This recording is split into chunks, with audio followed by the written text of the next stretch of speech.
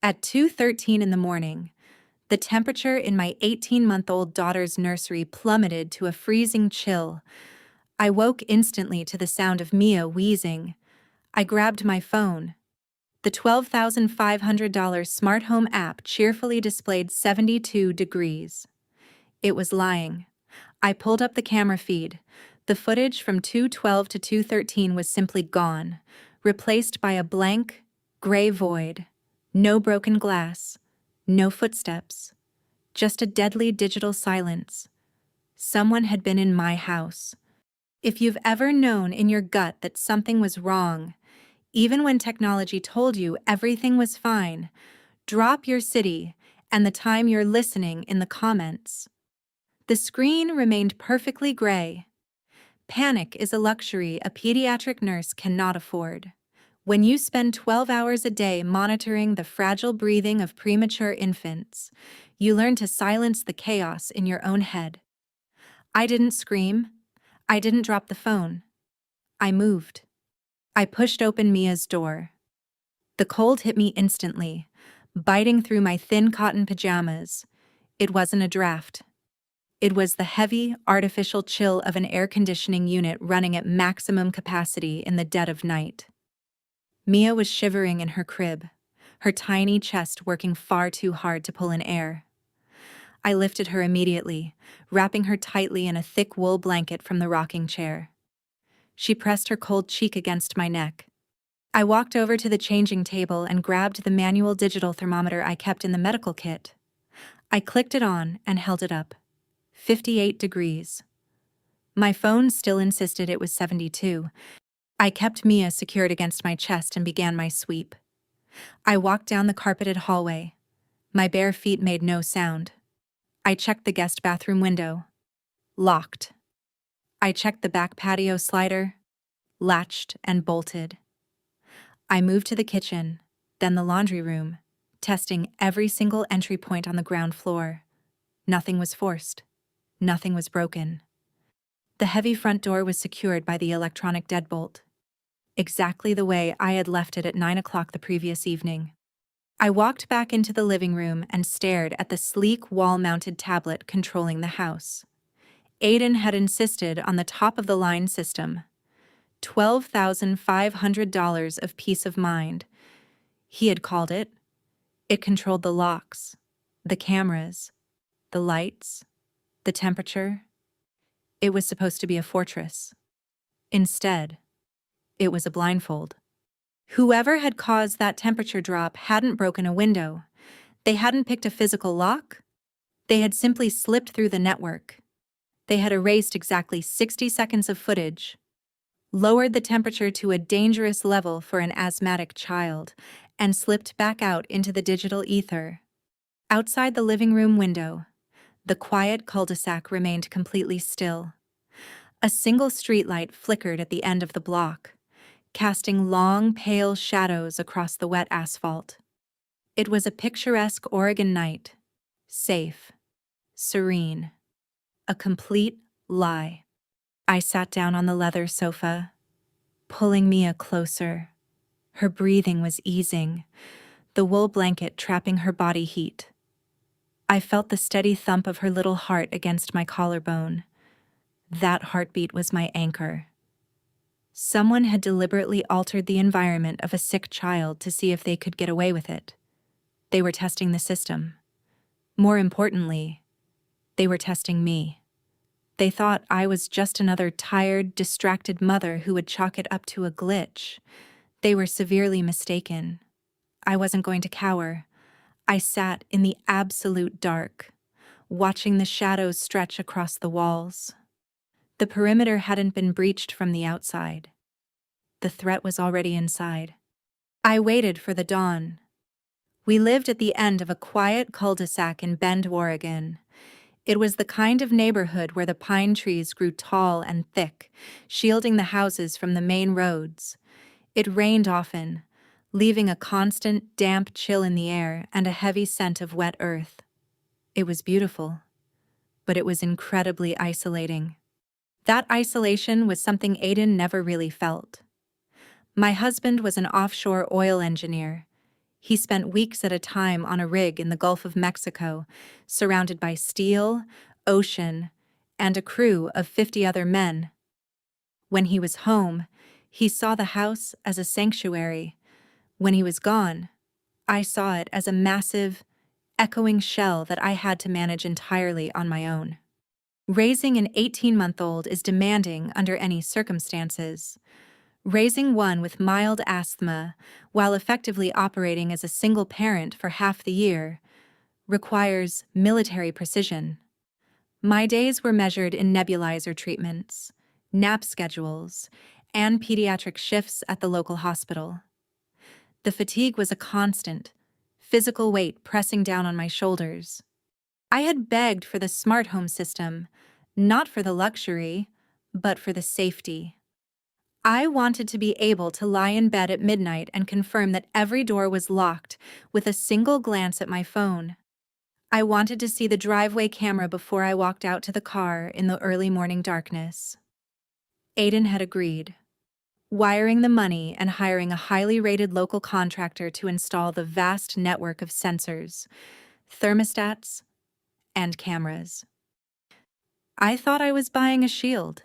I thought the sleek black lenses staring down from the corners of the ceilings were keeping watch over my family. I had traded our privacy for a manufactured sense of security. Sitting on the couch that morning, as the gray light of dawn finally began to creep through the rain-streaked windows, I realized the bitter irony of my situation. The very technology I had brought into my home to protect my daughter was now being weaponized against her. Someone out there understood the architecture of my house better than I did. They knew the blind spots. They knew the IP addresses. They knew exactly when my husband was thousands of miles out to sea. My silent sacrifices over the past year, the skipped meals, the canceled social plans, the hypervigilance over Mia's health had been observed. Whoever did this wasn't a random opportunist. They had studied us. They had chosen the perfect night, the perfect room, and the perfect target. I stood up. My legs were stiff from sitting in one position for 4 hours. Mia stirred against my chest, her breathing finally clear and unobstructed. I carried her into the kitchen to warm a bottle. I didn't feel fear anymore. Fear requires uncertainty. I knew exactly what was happening. We were being hunted in our own home. The illusion was officially over. At 8:30 that morning, the rain stopped, leaving a heavy mist over the neighborhood. I put Mia in her high chair with some sliced bananas and walked back into her nursery. I needed physical proof. The digital logs were empty, but the physical world always leaves a trace. I pulled a small aluminum stepladder from the laundry room and set it up directly beneath the HVAC vent in her ceiling. The vent was a standard white metal grate, secured by 2 Phillips head screws. I climbed the 3 steps. The air blowing out was back to a normal, mild temperature. I pulled my phone from my pocket and turned on the flashlight, angling the beam closely along the painted edges of the metal cover. There it was. On the bottom left corner of the grate, barely visible to the naked eye, was a tiny scratch. The white paint had been chipped away, revealing a bright sliver of silver metal underneath. It was fresh. There was no dust settled in the groove. Someone had recently wedged a tool, perhaps a flathead screwdriver, or a thin blade under the edge of that vent to pry it open. I climbed down, walked into the kitchen, and dialed Aiden's number. He answered on the 3rd ring. The loud hum of drilling equipment echoed in the background. "Hey," he said, his voice clipped. "Can't talk long. What's wrong?" "Someone altered the thermostat in Mia's room last night," I said.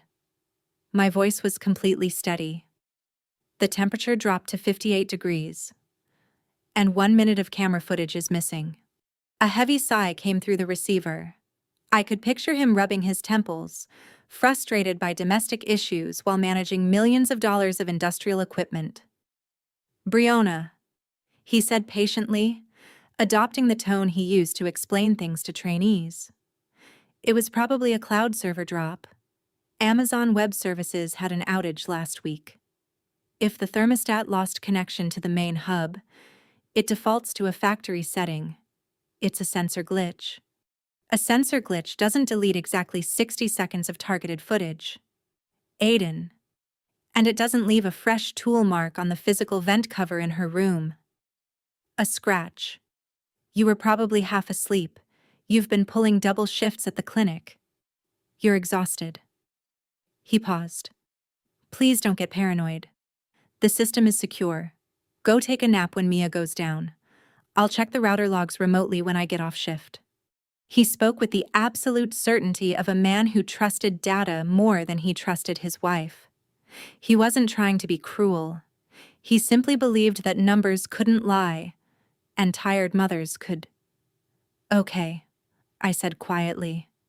I love you. Try to rest. I will. I hung up the phone. I didn't argue. Arguing with Aiden when he had made up his mind was like arguing with a brick wall. He needed a spreadsheet to believe a threat existed. I only needed my eyes. I walked back into the nursery and looked up at the ceiling. The tiny silver scratch glinted in the morning light. Aiden was thousands of miles away, wrapped in the comfort of his logic. I was standing right here, wide awake in the reality of the danger. I knew what I saw. It wasn't the first time my instincts had been dismissed as a sleep-deprived overreaction. In the pediatric ward, intuition is a measurable asset. 3 years ago, I had a 4-year-old patient who was cleared for discharge after a routine tonsillectomy. His vitals were perfect. The monitors hummed a steady, reassuring green. But when I looked at the boy, something in the shade of his skin, the slight hesitation in his breathing, felt wrong. I refused to sign his release papers. I demanded a secondary blood panel. The attending physician rolled his eyes, calling me dramatic. 2 hours later, that panel caught an asymptomatic post-operative hemorrhage that would have killed the child in his sleep that night. My intuition had saved a life. The hospital administration gave me a commendation, but at home, that same intuition was treated as a liability. To Aiden, my medical background made me hypervigilant. He believed my daily exposure to worst-case scenarios warped my perception of normal suburban life. If I worried about a strange car parked on the street, I was projecting. If I double-checked the locks, I was being obsessive. He loved me, but he patronized me. It was a subtle, steady erosion of my confidence, built on a foundation of his absolute, unwavering logic. I spent the rest of the day moving through my routines with mechanical precision. I fed Mia. I did a load of laundry. I didn't touch the smart home tablet on the wall. It was no longer a tool. It was an adversary. By 8 o'clock that evening, the Oregon rain had returned, drumming a steady, isolating beat against the roof. I put Mia down in her crib, leaving her door open a fraction of an inch so I could hear her breathe. I walked back down the hallway toward the master bedroom. That was when the lights started. The recessed LED bulbs in the hallway were controlled by motion sensors. As I passed the guest bathroom, the lights abruptly clicked off, plunging the corridor into pitch black. I stopped. A second later, they clicked back on, then off again. On. Off. 3 deliberate, rhythmic flashes. Then, absolute darkness. I stood frozen on the carpet. The motion sensors were hardwired into the main system. A blown bulb doesn't flash in a perfect, measured sequence. That was a human cadence. That was someone with their finger on a digital switch, watching me through the lens of the hallway camera, playing a psychological game. They wanted me to know they were there. They wanted me to feel the powerlessness of my situation. They wanted me to call my husband, sound completely unhinged, and be told once again that it was just a firmware update or a faulty wire. I didn't reach for my phone. I didn't run to the circuit breaker. I stood perfectly still in the dark, slowing my heart rate down to a steady, calm beat. If this was a game of control, I refused to play the role of the hysterical victim. He was testing the waters. The house felt different the next morning. It wasn't just a structure of wood and drywall anymore. It was a puzzle I had to solve. Aiden's words kept echoing in my mind, telling me to rest, telling me I was tired. I wasn't tired. I was wide awake, seeking a brief moment of comfort. I went to the hall closet and pulled down a heavy cardboard box. It held the last physical remnants of my father.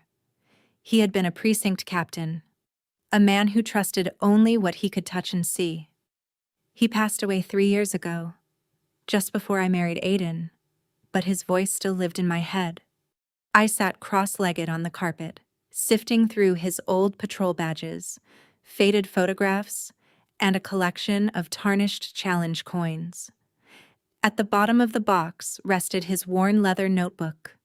It was heavy, smelling faintly of old paper and pipe tobacco. My father never trusted digital records. He always said that anything living on a server could be erased by a single keystroke. I opened the brittle cover. The pages were filled with his precise, blocky handwriting. Most of it was mundane grocery lists, car maintenance schedules, notes from old cases. But near the back, a folded piece of thick drafting paper slipped out and landed on my lap. I unfolded it carefully. It was a hand-drawn schematic of this very house. When Aiden and I bought the property, my father had spent a week helping us paint and inspect the bones of the place. I noticed he had spent an unusual amount of time in the basement and running wires through the walls. But he told me he was just updating the electrical grounding. Looking at the schematic now, I realized he had been doing much more. The drawing showed a series of cross-hatched lines running parallel to the modern wiring. They bypassed the smart home hub completely. In the margin, written in his heavy black ink, was a single phrase: Wi-Fi is for entertainment.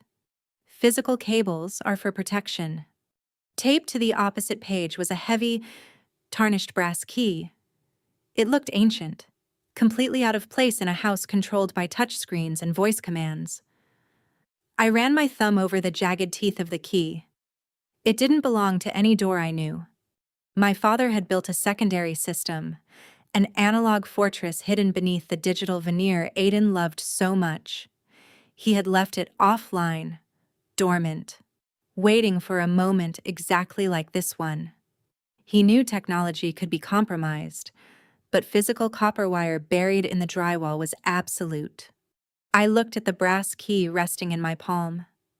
The metal was cold and heavy. It was a tangible piece of truth in a house built on invisible lies. Someone was using the network to manipulate my environment, believing they had total control over my reality. They didn't know about the analog shadow. I traced the hand-drawn lines on the paper with my index finger, following the path from the nursery all the way down to a corner of the basement. I knew exactly where to go.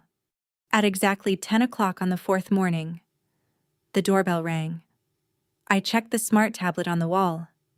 The camera showed a man standing on the porch, wearing a gray uniform with a local heating and cooling company logo stitched over the pocket. It was Craig. He was the maintenance technician who had installed our high-efficiency HVAC system and soundproofing insulation the previous year. I opened the door, keeping my expression perfectly neutral. "Morning, Mrs. Carter," he said cheerfully. He held a digital clipboard in one hand and a tool bag in the other. "I got an automated ping from your main hub. System flagged a severe temperature fluctuation in Zone 2. Figured I should drop by and make sure the hardware isn't failing." "Zone 2, I repeated evenly. "The nursery." "Exactly." He smiled. It was a wide, practiced smile, but it didn't reach his eyes. Can't have the little one catching a chill, right? He didn't wait for an invitation. He stepped past me into the foyer, wiping his heavy work boots on the mat. He moved with the easy confidence of someone who believed he owned the space. I closed the door, watching him walk directly toward the hallway without needing directions. I followed him into the nursery. Mia was sitting in her crib, playing with a set of wooden blocks. Craig stopped at the threshold. He didn't look at the vent first. He looked at my daughter. "Hey there, sweetie," he cooed softly. His voice took on an almost paternal tone that made my stomach tighten. He turned to me, his expression shifting into one of mild, condescending concern. "It is a bit drafty in here. You know, these smart systems can be tricky. A lot of folks accidentally program a temperature drop without realizing it." He was testing me. He wanted to see if I would admit to being overwhelmed, or if I would confess that the system was acting on its own. "I know how to operate a thermostat, Craig," I said. My voice was quiet, stripped of any emotion. He chuckled, holding up his hands defensively. "Just saying. Motherhood is exhausting. People make mistakes. Let me check the intake." He set his tool bag down and pulled out a digital scanner. He spent 10 minutes pretending to run diagnostics on the wall panel and the ceiling vent, the very same vent where I had found the fresh metal scratch. I stood in the doorway, my arms folded, analyzing every movement he made. He wasn't looking for a problem. He was admiring his own handiwork. "Well," he finally said, packing his tools. "Hardware is perfect. Must have been a temporary network drop. Nothing to worry about." He slung the bag over his shoulder and paused beside Mia's crib. He reached out, his thick fingers hovering inches from her blonde hair. "She's precious," he whispered. "She needs someone keeping an eye on her." "I have my eyes on her," I replied. He met my gaze. There was a flicker of something dark and self-righteous in his eyes before the polite technician mask slipped back into place. "Have a good day," he said. The front door clicked shut, less than an hour after Craig's white van disappeared down the cul-de-sac. My phone vibrated on the kitchen counter. It was Aiden. "Hey, just saw the service log updated," he said over the low roar of ocean wind. "Looks like Craig stopped by to check the nursery sensor. Everything good." "He said the hardware was fine," I answered carefully. "See, I told you."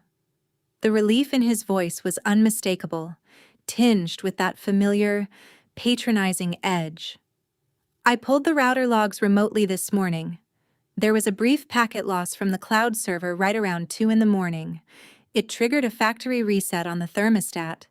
Craig was just following up on the automated error code. He's a good tech." I stood by the kitchen island, staring at the perfectly polished granite surface. I didn't interrupt him. I let him lay out his perfectly structured, entirely fabricated reality. "I know it was scary when it got cold," Aiden continued, softening his tone to sound comforting. "But there's a logical explanation for everything. You don't need to jump to worst-case scenarios. You're safe." "I understand," I said softly. "Get some rest." "Okay, love you." "Love you too." I ended the call and placed the phone face down on the marble. I didn't feel angry at Aiden. Anger requires a desire to fight back. And I had just realized that fighting his logic was a waste of ammunition. This is the true trap of gaslighting. The most dangerous predators don't break down your door with an axe. They dismantle your reality with patience and plausibility. They use the people closest to you as unwitting accomplices. Craig knew exactly what he was doing. By generating an automated error report, he had created a digital alibi. He had used the system's own protocols to legitimize his presence in my house. And my husband, blinded by his absolute faith in data and machinery, had swallowed the bait whole. Aiden's dismissal was painful, but it was also profoundly clarifying. The trap of normalization is incredibly powerful. When an authority figure, whether it's a confident technician or a logical husband, tells a mother that her instincts are merely symptoms of exhaustion, it forces her to second-guess her own sanity. It isolates her. It makes her compliant. But I was a medical professional. I spent my life diagnosing unseen ailments based on subtle shifts in a patient's baseline. I knew what a symptom looked like, and I knew what a lie looked like. Craig wanted me to feel crazy. He wanted me to rely on him to fix the problems he was secretly causing. It was a classic savior complex, twisted into digital manipulation. He wanted to break me down so he could swoop in and play the hero for my vulnerable child. I poured a glass of cold water and drank it slowly. I would not explain myself to Aiden again. I would not ask for his permission to feel threatened. The perimeter had been breached, and the general was officially off the battlefield. I was entirely on my own. I didn't mind the quiet. 3 days passed in a tense, uninterrupted silence. The smart home system functioned flawlessly.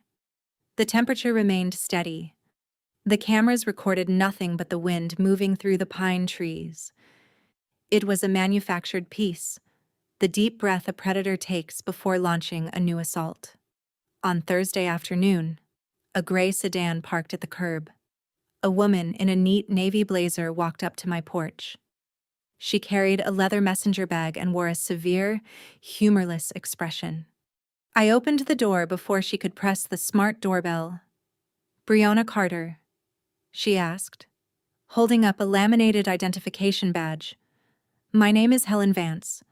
I'm an investigator with Child Protective Services." I didn't blink. I stepped back and opened the door wider. "Come in, Miss Vance." She stepped inside, her eyes immediately darting around the living room, taking in the spotless hardwood floors, the neatly organized toys, the general atmosphere of order. She looked disappointed. "We received an anonymous report," she began, sitting on the edge of the sofa. She pulled a thick file from her bag.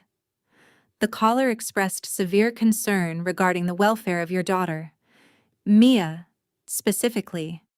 They alleged that you have been neglecting her medical needs, intentionally exposing her to freezing temperatures, and exhibiting signs of severe psychological distress." The audacity of the move was breathtaking. Craig wasn't just playing games with the thermostat anymore. He was weaponizing the state against me. He wanted to strip away my credibility completely. If I sounded paranoid, if I told this social worker about hacked cameras and invisible intruders, she would immediately validate the anonymous report. I didn't defend myself. I didn't raise my voice. I leaned forward and looked her dead in the eye. "Mia is 18 months old and has mild pediatric asthma," I said calmly. "I am a registered pediatric nurse with 12 years of clinical experience. Would you like to see her medical records?" Without waiting for an answer, I walked to the home office and retrieved a heavy 3-ring binder. I set it on the coffee table in front of her. It contained every vaccination record, every growth chart, and every meticulously logged nebulizer treatment since the day Mia was born. Ms. Vance opened the binder. For 10 minutes. The only sound in the room was the rustle of paper. Her severe expression slowly dissolved into a look of professional embarrassment. "Your husband works offshore," she noted quietly, reading a demographic page. "He is an engineer in the Gulf," I replied evenly. "I manage her care entirely on my own. As you can see, she is in the 95th percentile for height and weight, and her pulmonary function tests are exemplary." Ms. Vance closed the binder. "I apologize for the intrusion, Mrs. Carter. We are required by law to investigate every claim, no matter how baseless it appears upon arrival." "I understand the protocol," I said, walking her to the door. "Can you tell me if the anonymous caller was a male?" She hesitated. "I can't disclose that." She didn't have to. I watched her drive away, my mind processing the escalation. He wanted to legally categorize me as an unfit mother. He wanted a paper trail of my supposed instability. It was a brilliant, vicious strategy. I didn't trust a single microphone inside my house. If Craig could manipulate the thermostat and erase camera footage, he could easily access the audio feeds from the smart speakers sitting on my kitchen counter. The next morning, I packed Mia into her car seat and drove 30 minutes out of our neighborhood to a busy coffee shop in the center of town. The noise of espresso machines and loud conversations provided the perfect acoustic cover. I bought a cheap, prepaid burner phone from a convenience store next door. I sat at a corner table, bounced Mia gently on my knee, and dialed a number I knew by heart. "Dylan," the gruff voice answered on the second ring.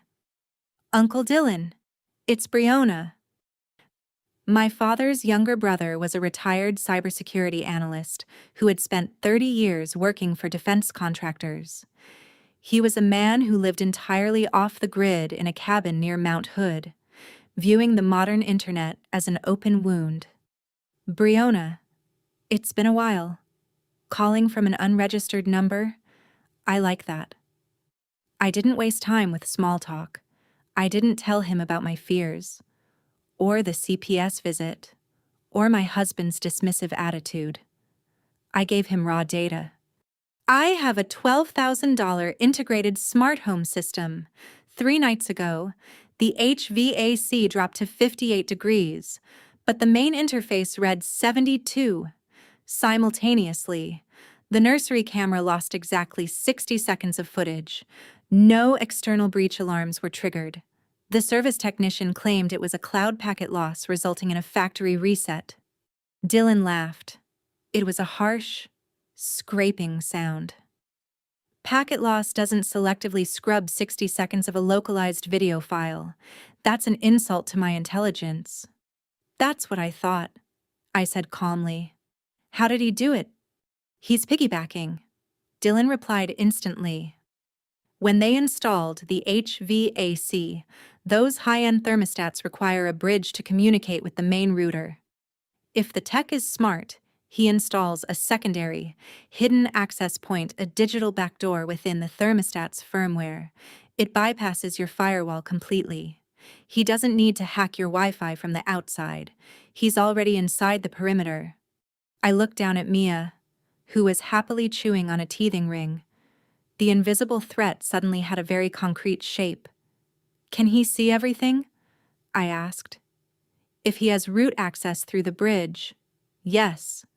Cameras, locks, microphones. He practically holds the deed to your house." Dylan paused, his tone turning serious. "Brianna, if you want, I can drive down there tomorrow. I can isolate the firmware, trace his MAC address, and lock him out permanently." "No," I said instantly. Locking him out would only tell him that I knew. It would force him to change tactics, to attack from a different angle where I might not see him coming. I didn't want to just stop him. I wanted to catch him. "I need him to think he still has control," I told my uncle. "I need him to keep playing the game until I'm ready." "You sound exactly like your father," Dylan murmured softly. "What's the play?" "I'm going offline." I hung up the burner phone and dropped it into my purse. The digital world had failed me. It was time to return to the analog. I drove back toward the house. To catch a predator who thrives on control, you must first convince him that he has completely broken you. I spent the next 48 hours putting on the performance of a lifetime. I stopped wearing makeup. I tied my hair back in a messy, uneven knot. When I walked past the windows, I let my shoulders slump, carrying Mia with a heavy, exaggerated exhaustion. I left the living room curtains open just a fraction of an inch, enough to offer a glimpse into the house, but narrow enough to make the observer feel like they were stealing a secret. I knew he was watching. The psychological game required an audience. That evening, just past 10 o'clock, the familiar sequence began. The hallway lights flickered twice and died. A few moments later, the ambient temperature in the house began to drop, the smart vents pushing a steady stream of unseasonably cold air into the living room. I didn't reach for my phone. I didn't call Aiden. I simply wrapped a thick sweater around my shoulders and carried Mia into the laundry room at the back of the house. The laundry room had a small, frosted window that faced the side yard, offering an angled view of the cul-de-sac. I stood in the dark, resting my cheek against the cold glass, and stared out at the street. The rain had slowed to a drizzle, slicking the asphalt beneath the single glowing streetlight. Parked at the very end of the street, half hidden by a sprawling oak tree, was a white utility van. Its headlights were off, the engine was silent, but through the windshield, I could just make out the faint, bluish glow of a tablet screen illuminating the driver's face. It was Craig. He was sitting in the cold, tapping on his screen, systematically plunging my house into darkness and lowering the temperature. He was probably waiting for me to turn on the lights, waiting for me to run frantically from room to room, waiting to watch me unravel through the digital eyes of my own security cameras. He was enjoying his power. He thought he had successfully isolated a frantic, paranoid mother who had no one to turn to and nowhere to run. He believed he was the invisible master of my reality. I stood in the quiet laundry room, breathing evenly, watching the faint blue glow in the distance. The anger inside me wasn't hot or chaotic. It was freezing cold, sharp as shattered glass, and completely focused. I let him sit there for another 20 minutes, soaking in his false sense of superiority. Before I carried Mia back to the nursery, I tucked her into her warm crib and quietly closed her door. I wasn't the prey anymore. The hunt was on. I waited until 3 o'clock in the morning. The white van had finally rolled away down the wet street an hour earlier. The house was entirely silent, save for the rhythmic drumming of rain against the roof. I slipped out of bed, put on my thickest socks to muffle my footsteps, and retrieved my father's leather notebook from the hall closet. I walked down the hallway, bypassing the glowing smart panel on the wall, and opened the heavy wooden door leading to the basement. The air down here was different, musty, smelling of old concrete and stored holiday decorations. I clicked on a small, handheld flashlight, shielding the beam with my fingers to keep the light dim. I unfolded the heavy drafting paper and traced the cross-hatched lines my father had drawn.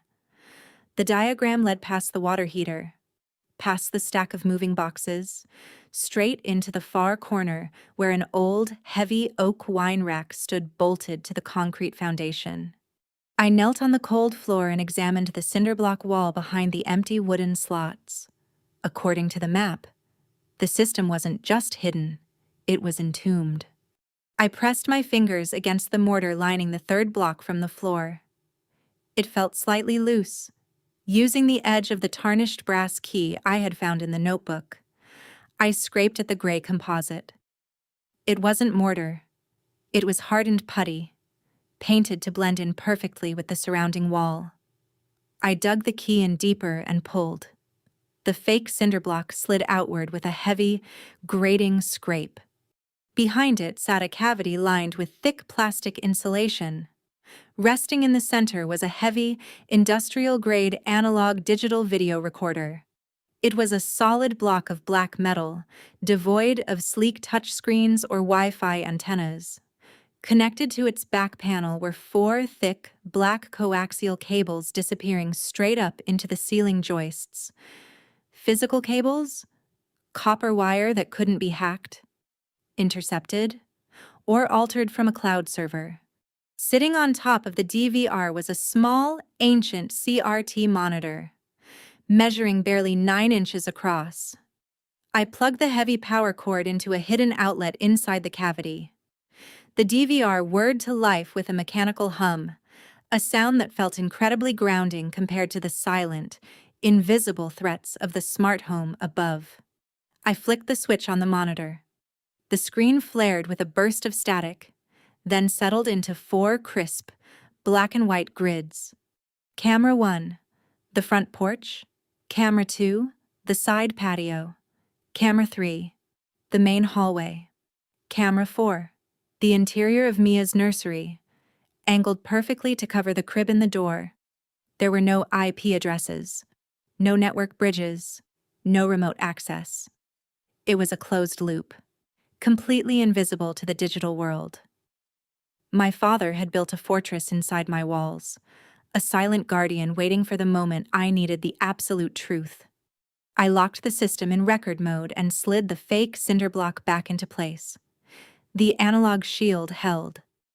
The true horror of an invasion isn't always a shattered window or a kicked-in door. Sometimes, it's a subtle shift in the landscape of your sanctuary. It's the realization that while you were unconscious, someone else was breathing the air in your home. At 7 o'clock the next morning, I walked into Mia's nursery to get her dressed. The smart thermostat displayed a comforting 70 degrees. The room felt perfectly normal. Mia was standing in her crib, babbling softly and gripping the wooden rail. I smiled, lifting her into my arms and kissing the top of her head. Then I turned toward the changing table. Sitting perfectly upright on the padded mat was Mia's stuffed white rabbit. My blood ran completely cold. I stared at the plush toy, my mind racing through the previous evening. When I put Mia down for the night, the rabbit had been inside the crib, tucked securely under her left arm. I was absolutely certain of it. I had adjusted it myself before pulling the blanket over her shoulders. I hadn't moved it. Aiden was thousands of miles away. Mia was too small to climb out of her crib, place the toy on a table 3 feet away, and climb back in. Craig hadn't just hacked the network from the safety of his van on the street. He had been inside the house. He had waited until he was sure I was asleep. He had bypassed the smart locks, likely using a master digital key he programmed during the installation, and walked silently through my home. He had stood in this very room, hovering over my sleeping daughter, and moved her toy just to prove that he could. It was a psychological branding. He was marking his territory, establishing dominance over the space I considered sacred. If you believe a mother's intuition is a physical force of nature, drop a 100 in the comments and let's expose this guy. I didn't touch the rabbit. I felt a wave of profound nausea, followed instantly by a surge of absolute clarity. The games with the thermostat and the flashing lights were just the prologue. He was escalating. He was growing bolder, feeding his twisted savior complex by physically inserting himself into our lives while we slept. I looked up at the ceiling, right at the spot where I knew my father's hidden analog camera was watching from behind a tiny pinhole in the drywall. The digital smart camera in the corner of the room stared blankly. A useless piece of expensive plastic easily blinded by a man with a tablet. But the analog lens was recording every frame directly to magnetic tape in the basement. I picked up the stuffed rabbit by its ear and dropped it into a plastic bag. I wouldn't let my daughter touch it again. I walked out of the nursery and locked the door behind me.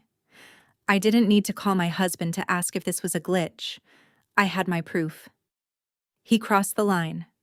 I needed a professional who understood the minds of men who hide in the dark. I didn't want the local police yet.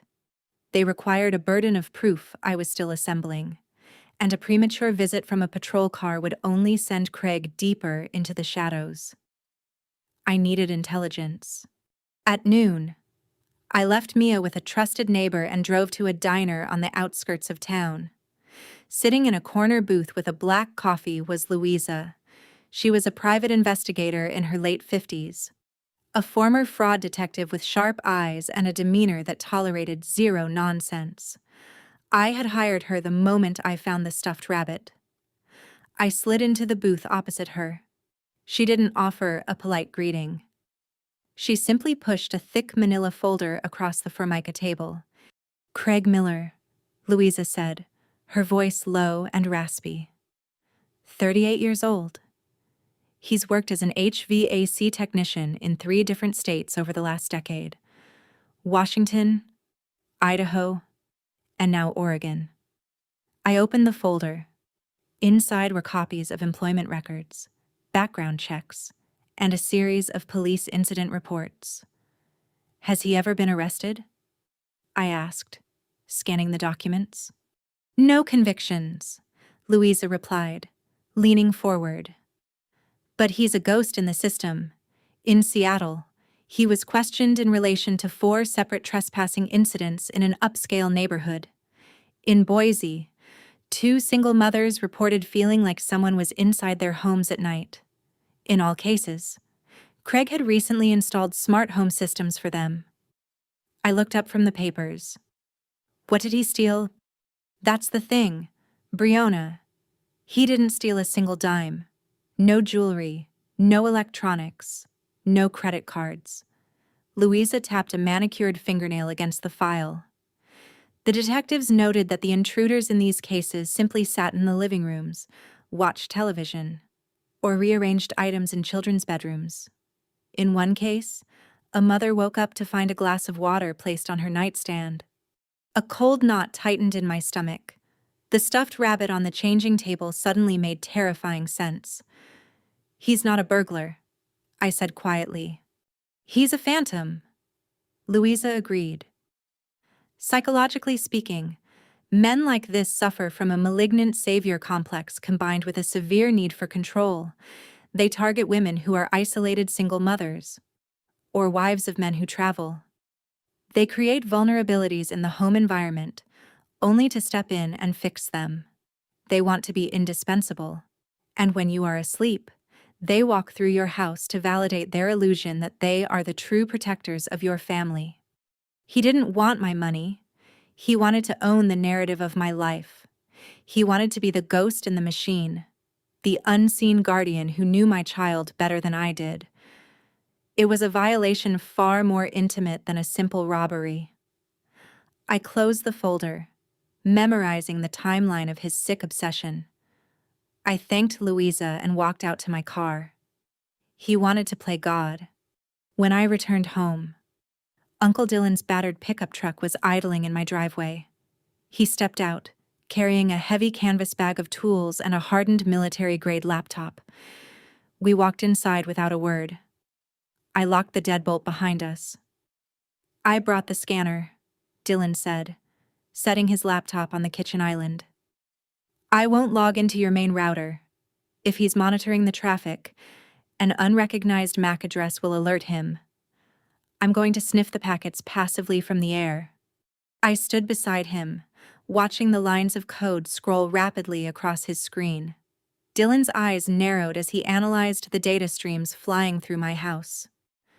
"Your husband bought a top-tier system," Dylan muttered, typing a command. "AES 256 encryption.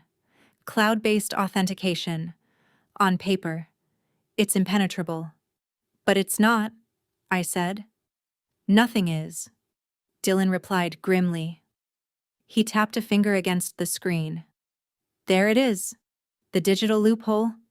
He pointed to a string of data that looked entirely different from the rest. "When Craig installed the smart thermostat in the nursery, he didn't just wire it to the HVAC," Dylan explained, his tone shifting into a cold, clinical lecture. "He spliced a microcontroller into the contact sensor on your back door. He wrote a malicious script that forces a priority conflict in the local network."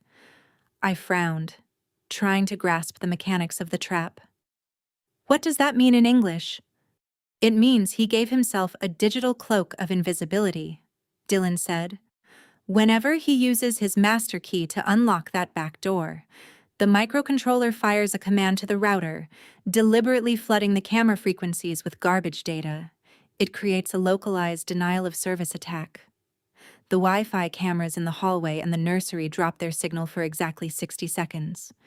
Just enough time for him to walk in, cross the house, and stand over my daughter's crib without being recorded. I whispered. Dylan nodded slowly. And because the script forces the thermostat to reboot simultaneously, the system logs it as a harmless firmware glitch. Your husband looks at the data from a rig in the Gulf of Mexico, sees a standard error code, and tells you you're imagining things. The brilliance of the intrusion was horrifying. Craig had weaponized the very system designed to keep us safe, turning its complex protocols into a shield for his sickness. He had exploited the arrogance of the digital age, the belief that if an app says you are secure, it must be true. Can you disable the script? I asked. I can nuke it from orbit. Dylan offered. I can lock him out of the entire grid right now.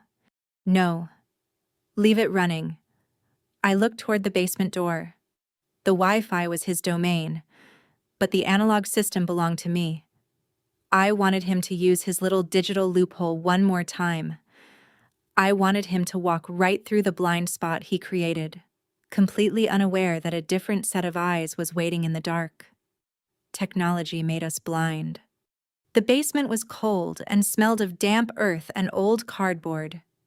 But in that moment, it felt like the safest room in the entire house. Uncle Dylan pulled up a metal folding chair and sat in front of the small CRT monitor.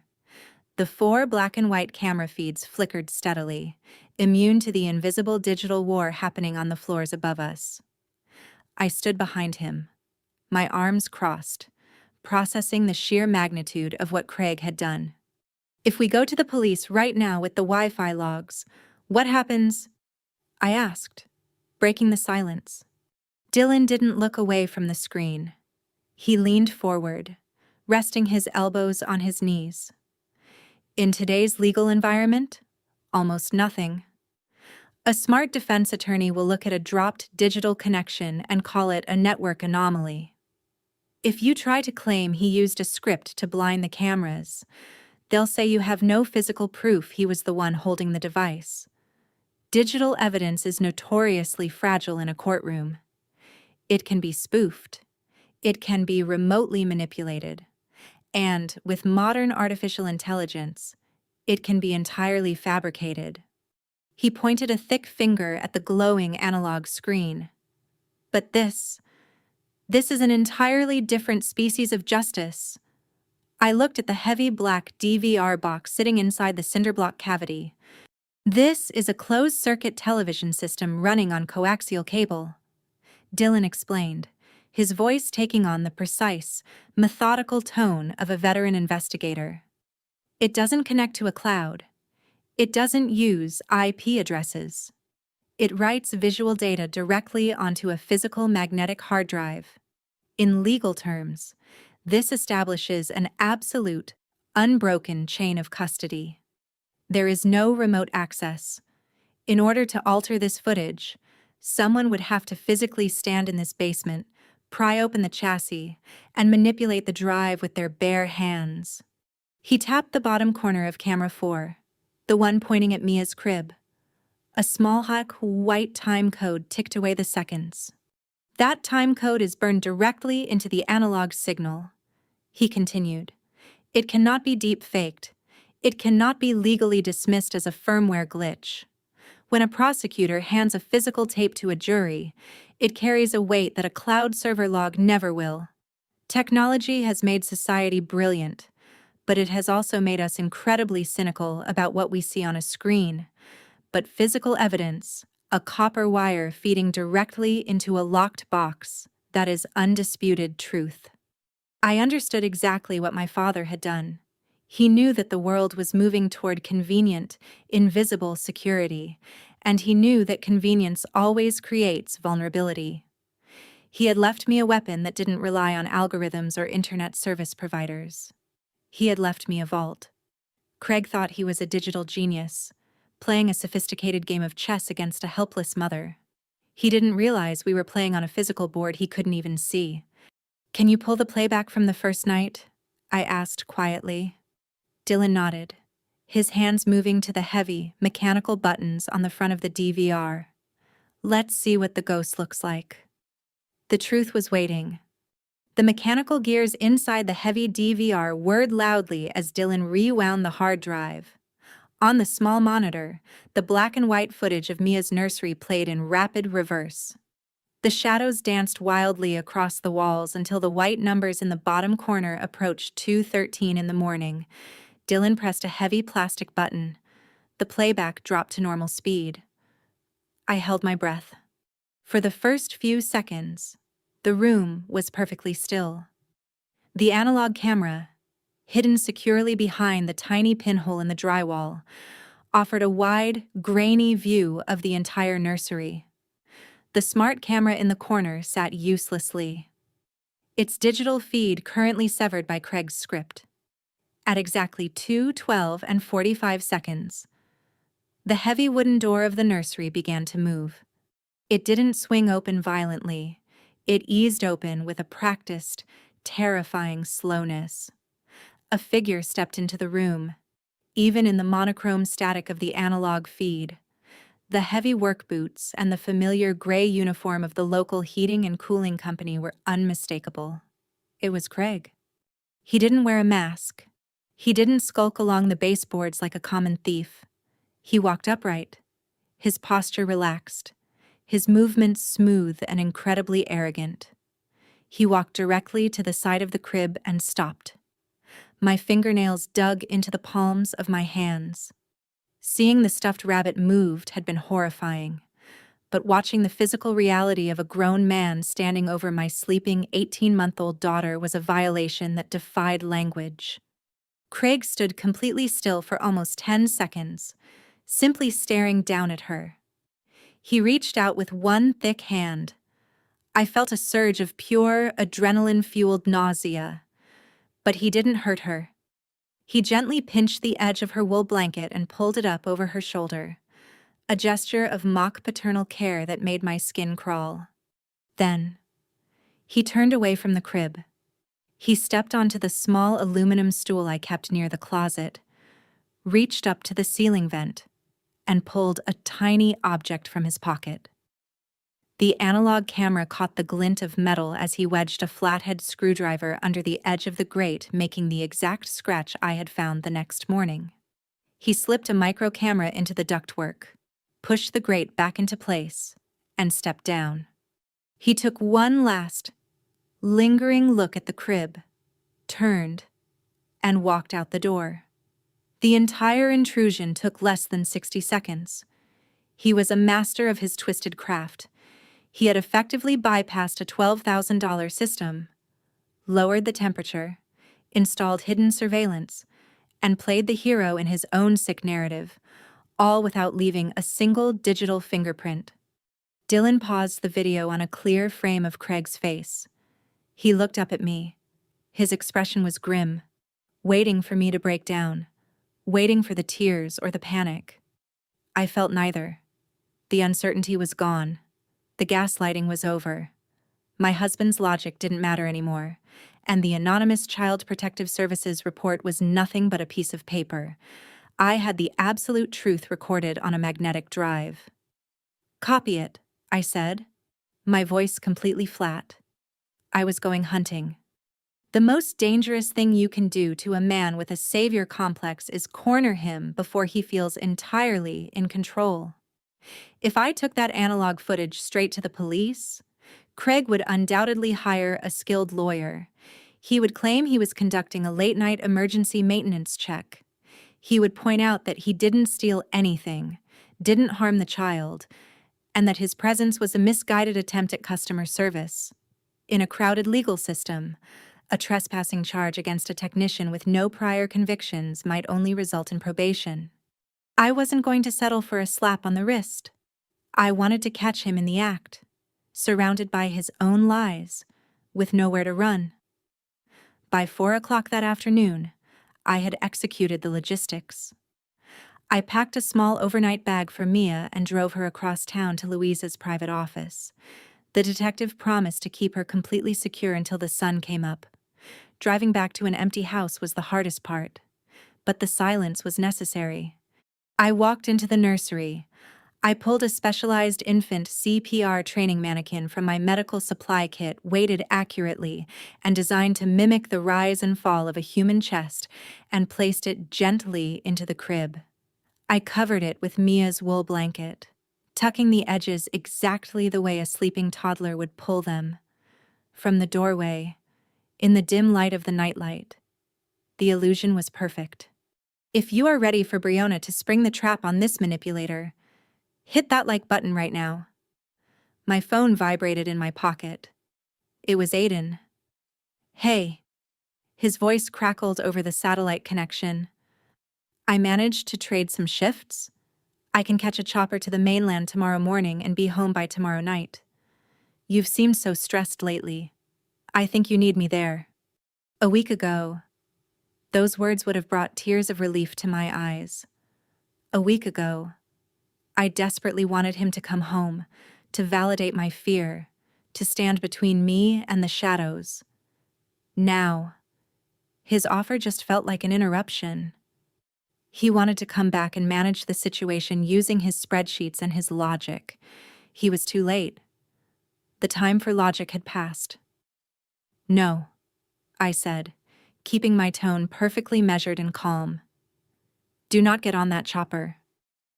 Briona, be reasonable. You're exhausted. I am not exhausted. Aiden. I am focused. I looked down at the dummy in the crib, checking the battery pack that powered the rhythmic breathing mechanism. I need you to stay on the rig. Let me handle my house. Your house, he repeated, his tone defensive. What are you talking about? What is going on over there? I am doing exactly what I have always done, I replied. I am protecting my patient. Have a safe shift. I pressed end. I didn't turn the phone off, but I placed it face down on the kitchen counter. I didn't need his permission, and I didn't need his protection. Uncle Dylan was already sealed in the basement, monitoring the analog feeds. I walked into the living room. The trap was set. At 1:45 in the morning, the house was completely submerged in a heavy, oppressive silence. I sat in the center of the living room on the dark leather sofa, wearing a black, long-sleeved shirt and dark jeans. I had removed my shoes. A small, black two-way radio rested on the cushion next to my thigh. The volume was dialed down to the absolute minimum, leaving only the faintest hiss of static connecting me to Dylan in the basement.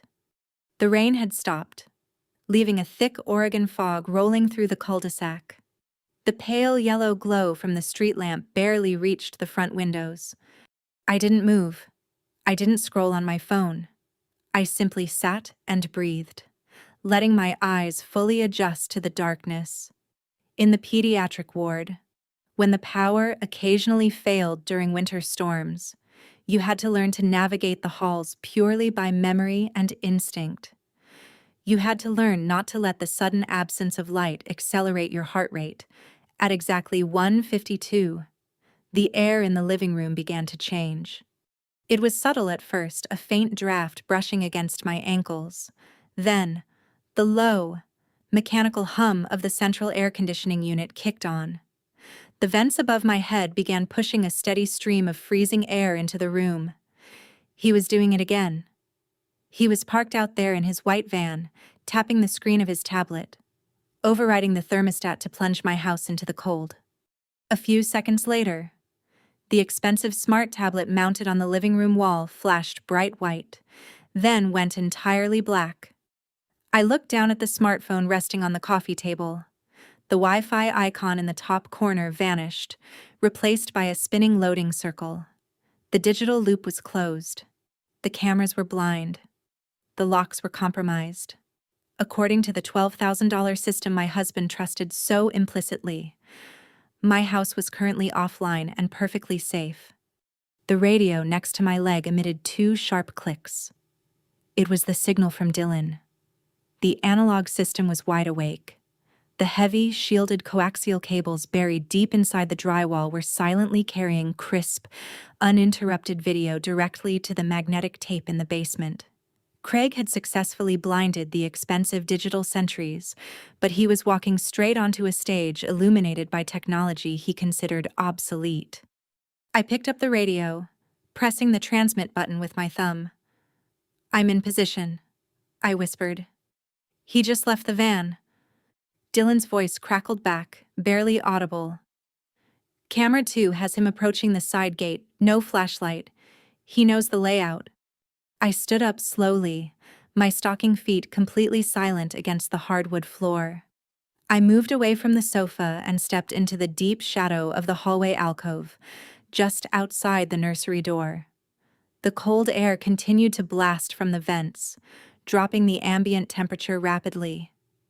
It was an environment designed to make a mother panic, designed to force me out of my bed to check on my child.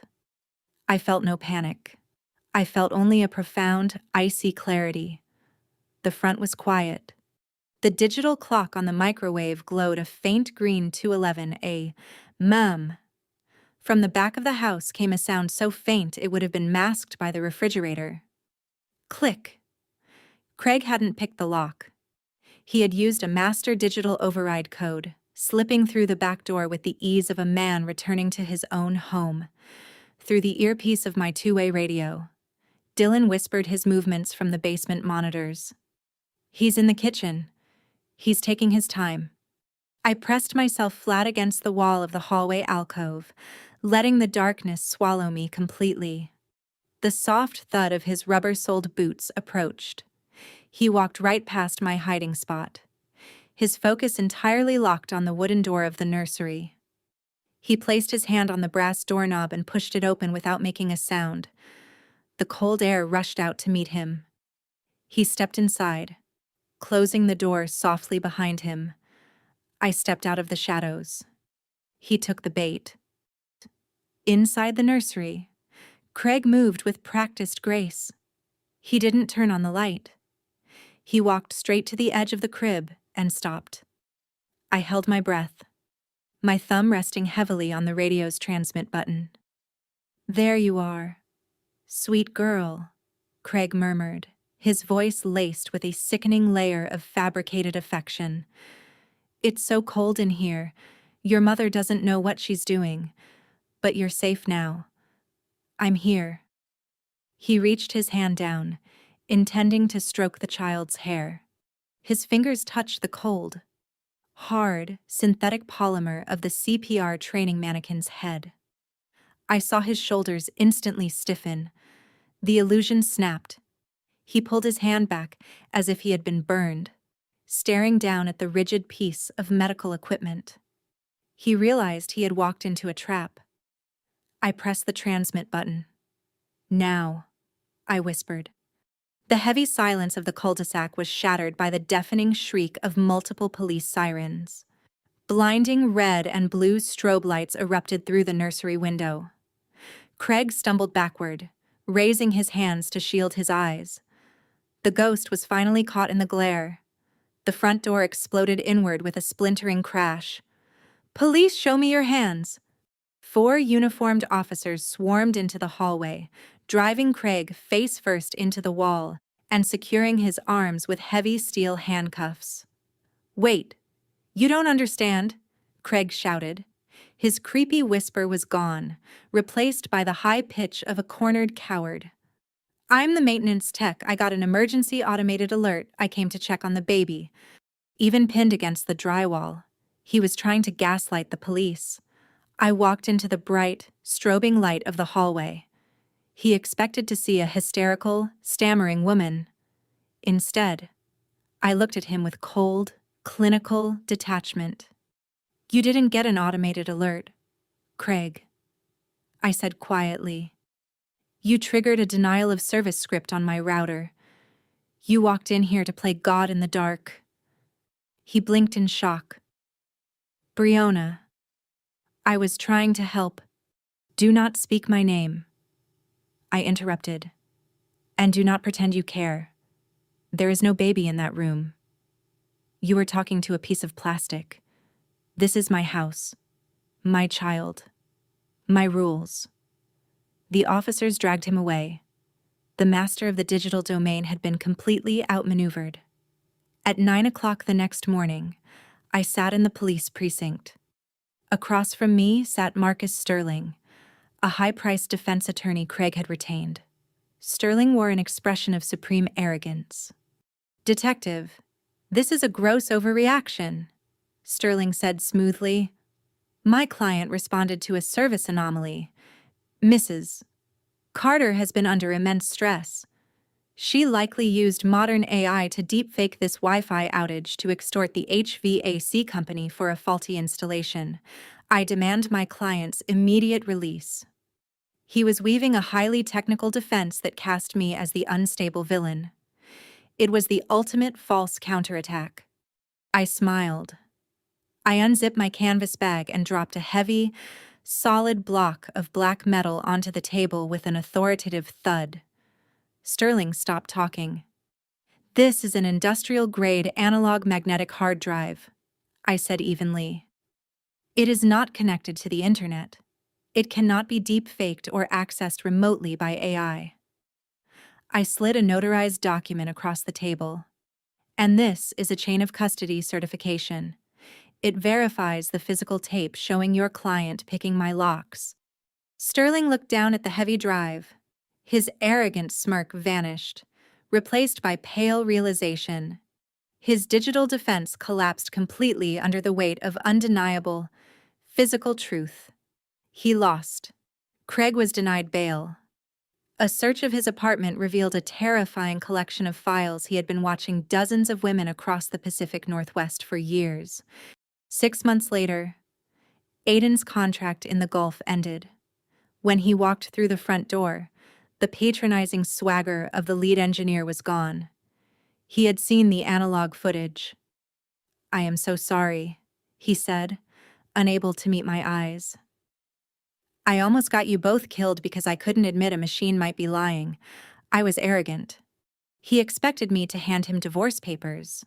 Instead, I stood directly in front of him.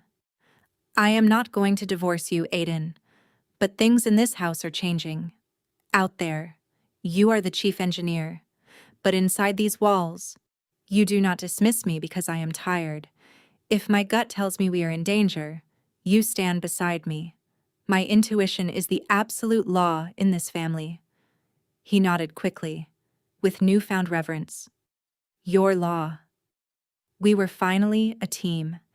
Craig wanted to make me feel powerless. Instead, he handed me the blueprint to dismantle men exactly like him. Later that year, I launched Mia's Shield, a nonprofit organization providing free cybersecurity sweeps and analog hidden cameras for single mothers. We replaced our own smart home system with physical brass keys and simple plastic dials, deep in our basement. The heavy analog DVR still hums quietly, a silent guardian watching over my family through copper wires no hacker can touch. People often ask how I knew to look past the glowing screens and search for the hidden truth. The answer is simple. The greatest security system in the world isn't wired into your drywall, and it isn't stored on a cloud server. It is wired directly into a mother's intuition. Never let anyone, no matter how logical they sound, convince you to ignore it. If this story proved to you that a mother's instinct is never just paranoia, share this video with someone who needs to hear it, and make sure you're subscribed for more stories of surviving the unimaginable. Stay safe and trust your gut.